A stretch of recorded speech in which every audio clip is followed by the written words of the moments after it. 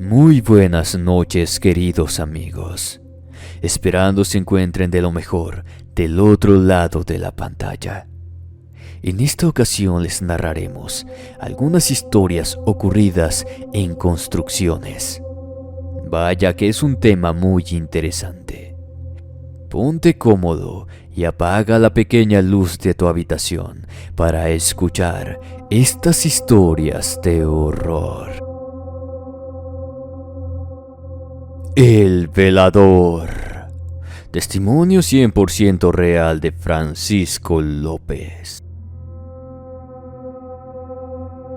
Buenas tardes o noches. Soy Francisco. Cuando era adolescente, me lancé de aventura a trabajar en una construcción de algunas obras fuera de la capital de Querétaro. La paga era muy buena, además de que teníamos hospedaje y comida. Con lo que ganaría, la mitad sería para ayudar a mis padres y el resto sería íntegro para mí. Chamaco ingenuo y alebrestado como era, simplemente me gustaba trabajar y ganar dinero sin importar nada más. Era irreverente e incluso irrespetuoso de muchas cosas. Incluso creía que las historias de fantasmas eran solamente cuentos para asustar a los niños tontos. Pero me arrepentiría de mi arrogancia durante esas jornadas de trabajo. Recuerdo que era la temporada de lluvias, cuando nos dijeron que debíamos apresurarnos a terminar un largo tramo de encarpado rural, pues de lo contrario, el agua arrastraría todo lo que ya habíamos avanzado, y el trabajo se vendría por tierra.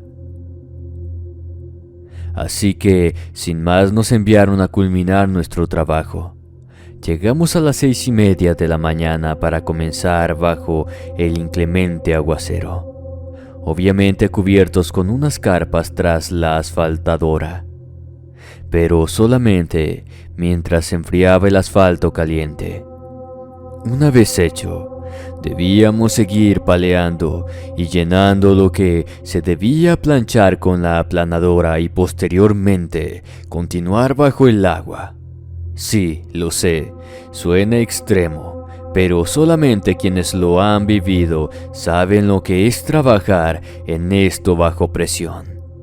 Ahora a los obreros municipales ya ni les gustaba ni les interesa su trabajo, pero esas eran otras épocas.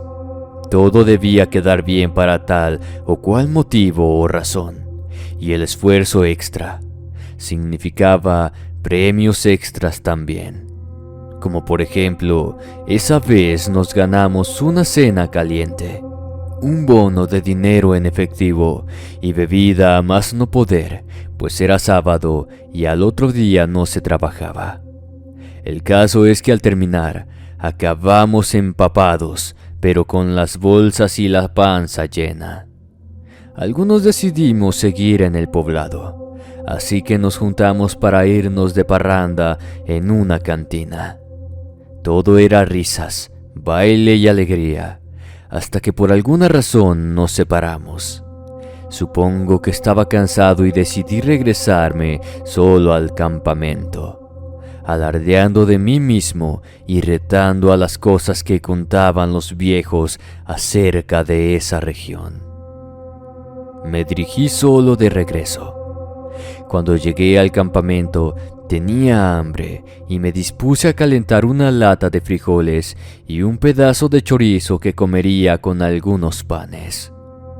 Cuando se acercó a mí aquel señor, quien dijo ser el velador. Así que, como hacía demasiado frío, nos sentamos al calor del fuego. Compartimos un café con aguardiente para reponernos del frío y la cruda, y compartimos los frijoles y el pan. Platicamos por largo rato. El señor muy amablemente me contaba acerca de las leyendas y el por qué se cuentan, lo que se me hizo bastante interesante y lógico. Obviamente me hizo retractarme de los comentarios insolentes y groseros que había hecho la vez pasada. Supongo que ahora que lo entendía sabía el porqué de ellas. Cuando empezó a clarear, el señor se despidió y me obsequió un cigarrillo. Honestamente, no sentía cansancio ni sueño, pero me recosté a dormir. Cuando desperté ya era lunes y se me estaba haciendo tarde. Me levanté como pude y me dispuse a trabajar. Cuando los compañeros contaban acerca de los espantos y las leyendas que había por ahí cerca, ya no me burlé. Les dije lo que el velador me había contado y a qué se debía cada cosa, a lo que los más viejos de los obreros secundaban diciéndome que era verdad. Llegó el día de paga nuevamente y se me hacía raro que, a pesar de que a veces llegábamos tarde del pueblo, no veía a mi amigo el velador. Pregunté al ingeniero que dónde estaba y este me jaló aparte. Me llevó a un cuarto donde tenían los jefes algunas fotos de cuando inició la compañía y me mostró una foto muy vieja, preguntándome si él era quien yo había visto. Le dije que sí, pero que cómo era posible que la foto fuera de hacía más de 50 años. Me comentó que no se trataba de cualquier velador. Él era el que inició la compañía y quien se quedaba a cuidar la máquina y el campamento, pero que en una ocasión asaltaron el campamento en día de paga y le arrebataron la vida. Desde entonces, él se queda a cuidar a que todos regresen con bien a este lugar. Ese día que volviste al campamento de madrugada, nos avisaron que 3 de tus compañeros fueron encontrados tirados afuera de una cantina sin dinero y sin vida. Gracias a que de alguna manera algo me hizo volver, pude salvar mi vida y gracias a ese señor velador, comprendí que las cosas del más allá existen, aunque no todas son malas, pero realmente existen. Saludos y muchas gracias por escuchar. El perro negro. Testimonio real de Ranulfo Contreras. Cuando trabajas como albañil en cualquier ramo de la construcción, sabes que hay ocasiones en las que debes quedarte a cuidar la obra, especialmente cuando ésta se encuentra alejada del resto de la población y además hay materiales valiosos en el lugar. En esa ocasión me tuve que quedar con algunos de los muchachos precisamente para cuidar esos materiales, ya que era un botín muy tentador para cualquiera que quisiera robarlos. Había varillas, bultos de cemento, mosaicos, talavera, demasiadas cosas que serían bien recibidas o simplemente para algún vival que quisiera aprovechar el material para su propia casa. Como bien les dije, nos quedamos esa noche mientras que la construcción iba avanzando. La verdad íbamos bastante rápido y bien. Cuando llegó el sábado empezaron los problemas. Comenzaron a notarse faltantes de material, por lo que el ingeniero empezó a dudar de nosotros. Poniendo un par de veladores, uno por turno para que nos vigilaran. Pero al igual que nosotros, ellos eran incapaces de explicar el motivo de los faltantes de cada semana e inevitablemente el ingeniero tuvo que poner un ultimátum. O se resolvía el problema o alguien se iría a la cárcel. Las cosas estaban tensas. Todos éramos sospechosos de las desapariciones del material. Hasta que un día llegó el ingeniero con 2 de sus ayudantes y trayendo pistolas, obviamente no para nosotros, sino por si ese ladrón se aparecía. Resulta que el corazón se le ablandó un poco cuando vio que no traíamos nada para cenar, por lo que mandó por pollos rostizados, además de poner café, y nos juntamos todos alrededor del fuego. Cuando de un momento a otro, uno de sus ayudantes vio algo que lo sacó de onda. Era un perro muy flaco y largo merodeando por la construcción. Eran eso de la 1:30 de la mañana. El perro supongo que no se había percatado de nuestra presencia debido a que siempre a esa hora, a excepción de ese día, todos nos encontrábamos durmiendo. El velador dijo que lo había visto varias veces por aquí, pero que como no hacía nada, lo dejó que se dedicara a sus cosas. Sin hacer ruido y escondidos donde estábamos observando, efectivamente este animal se encontraba olfateando y viendo los bultos de cemento, varillas y demás cosas que había en el patio de la obra. En una de esas, y para asombro de todos, el animal se echó 2 bultos al lomo, un atado de varillas y un par de cajas de mosaicos. Actualmente se conoce como piso. Todos nos quedamos impactados. Ese animal los cargaba como si nada, como si no pesaran, y para los que saben, simplemente un bulto de cemento pesa 50 kilos. Esa era una cosa mala a mi ver, y no me equivoqué. Uno de los amigos del patrón dijo que era un nahual, así que lo dejaron ir por esa noche, pues no se podía hacer nada. Al día siguiente, a eso de las 6 de la tarde, el patrón llegó igual con sus amigos y un viejito que decían era un chamán, el cual decía que estuvo bien dejar ir a ese perro para que así se confiara, que esa misma madrugada le darían su merecido. Llegó otra camioneta con algo así como 6 costales grandísimos llenos de sal, mecates, palos y 2 cajas de veladoras y hierbas que el señor brujo había pedido. Se dispersaron los hombres por el terreno, siguiendo las instrucciones del señor viejito para agarrar al nahual. Llenaron unos cubos con agua y puños de sal. Yo no sabía para qué eran hasta que se dieron las 2 de la mañana y el perro nuevamente apareció. De igual manera estaba observando y se disponía nuevamente a acarrear cosas cuando le echaron encima el agua salada, lo que hizo que se cayera al piso. Así fue que aprovecharon 2 hombres para atarlo con los mecates ya bañados en agua salada y orina y nos ordenaron caerle a palos, pero el perro se defendía. Lesionó a uno de un brazo, una pierna a otro, mordió al patrón, se hizo un caos. El brujo decía que no le fuéramos a soltar. Fue cuando le echó encima la poción que había preparado con las hierbas, y finalmente lo más aterrador pasó. Esa bestia habló, pidiendo clemencia, que devolvería todo lo que se había llevado, pero que lo dejaran ir. No se le soltó hasta que el brujo le pidió volver a su forma humana y que le revelara su nombre real. Así se aseguraba que cumpliera con su palabra. Y así pasó. Ese era un hombre de unos 40 años. Ni siquiera se veía peligroso, pero tenía el oscuro poder de transformarse en bestia por las noches, y de no haberle detenido, algo peor pudo haber pasado. La verdad, yo sí me espanté de todo lo que allí pasó.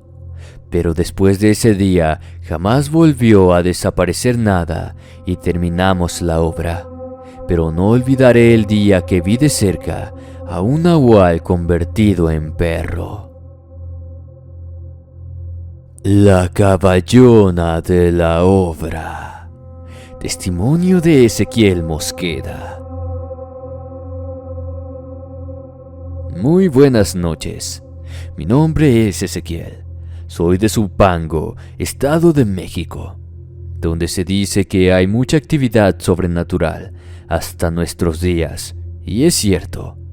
Desde que era niño, allá por los años 80, hasta estos tiempos, no falta quien diga que ha visto un nahual, o que han sabido de las brujas que se roban a los niños por las noches.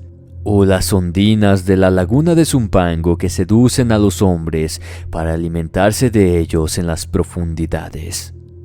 El caso es que este pueblo mágico, al igual que en todas las regiones de México, hubo ocasiones en las que la necesidad nos orillaba a aventurarnos a trabajar incluso ya bien entrada la noche, para poder llevar el pan a casa. Yo estaba en la edad de empezar a ayudar a mi padre en la bella profesión de albañilería. Era duro, pero podíamos entre los dos sacar adelante a mi familia. Así que por las mañanas me iba a la secundaria, mientras que por las tardes ayudaba a mi madre aunque terminara rendido, pero valía la pena. No era extraño que tuviéramos que volver caminando a casa a eso de las 10 u 11 de la noche. Llevábamos un poco de pan y leche para los pequeños y algo de comer para mamá y nosotros.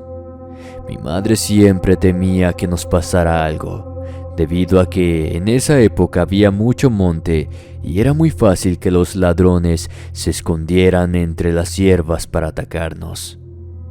Pero por alguna razón esa zona siempre estuvo exenta de crímenes, al menos nunca se había sabido de asaltos, o que alguien se metiera a robar a las casas o cosas así. Además, modestia aparte, heredé la gran estatura y robustez de mi padre, por lo que no podrían someternos tan fácilmente. Aún así siempre veníamos muy juntos y a paso acelerado. Es mejor prevenir, así por varias semanas. No pasaba nada, hasta que a la obra comenzó a llegar un rumor. Supuestamente algunos albañiles ya no habían vuelto a la obra. Mi padre comentó en tono de broma que quizás ya no les gustó el trabajo. Pero el ingeniero decía que lo dudaba, pues quienes faltaban habían rogado por quedarse tiempo extra por semanas. Mi padre cambió el semblante y dijo que si alguien de la zona sabía algo se lo dirían. Mientras tanto, que los buscaríamos por ratos. Y así se organizaron los hombres para encontrar a los desaparecidos. A los 2 días encontraron 2 cuerpos. Estaban intactos, sin señales de violencia. Cuando los peritos lo revisaron, dijeron que posiblemente habían muerto de una súbita impresión que les causó un paro cardiofulminante. En pocas palabras, los hombres murieron de miedo. Mi padre recordaba que en su niñez el tata le había contado acerca de que a veces en las noches del monte sale una mujer muy extraña. Su cuerpo es curvilíneo y seductor. Su cabellera negra brillante y perfumada, ondeada a la luz de la luna. Mueve cadenciosamente su cuerpo, indicando a los hombres maliciosos para que la sigan. Pero no con buenas intenciones. Cada vez que se lleva a alguien, este no vuelve a ser visto, sino días después y muerto, así como dejó a esos infortunados infelices. Decía mi tata que detrás de esa figura hermosa y atrayente, esconde la más espantosa y aterradora cara. No es de humano, sino la calavera podrida de un caballo. Se le pueden ver aún sus chispeantes ojos rojos, pero el resto está descarnado. Ella te lleva a lo profundo del monte para matarte, a veces de miedo, en ocasiones mucho peor. Es capaz de dejar el cuerpo como si un puma lo hubiera atacado, destripado y desgarrado con tal violencia que la víctima muere desangrada. Ese espantoso engendro del mal se llama la caballona, por su horrible cara de caballo, y no es presagio de nada bueno. Más hombres morirán hasta que ésta esté satisfecha y decida irse. La idea de mi padre fue precisamente que mientras eran peras o manzanas, Nadie se adentrara en el monte y menos de noche. Esa cosa anda suelta por algo y no va a parar hasta que dé con aquel por el que viene. Porque ella no aparece nomás porque sí. Algo se hizo en el monte para sacarla de su sueño. Y tal como lo dijo mi padre, nadie desapareció por un tiempo. Pero resulta que en una noche que debíamos terminar urgentemente, nos quedamos ya muy tarde en la obra y tal como mi padre lo había dicho. La caballona fue por aquel que había hecho algo para molestarla. A quien atrapó fue a Melquiades, que no tardó en confesar que había ultrajado a una menor aprovechando la ausencia de sus padres y que se le había pasado la mano, hundiendo su cuerpo en la laguna. Pensando que el espectro lo perdonaría y se iría, no contaba con que también todos lo habíamos escuchado. Le dimos la espalda y dejamos que el engendro infernal se hiciera cargo. Y efectivamente, la caballona se presentó ante él tal y como era realmente. No como mujer, sino como una monstruosa bestia que, de humano, solamente tenía la forma, y arrastró a Melquiades a lo más profundo del monte, donde nunca fueron encontrados ni sus restos. Al día siguiente rescataron el cuerpecito de la niña. Todos pasamos el duelo y regresamos a las labores.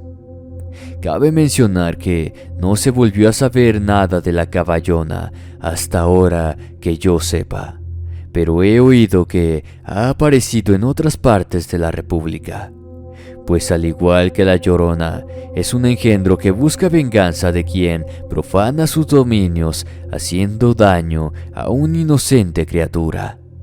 Gracias por escucharme y buenas noches. Buitre maldito. Testimonio compartido por Jacinto Cabañas. Muy buenas noches. Tengo 26 años y vivo en Milpa Alta en la Ciudad de México.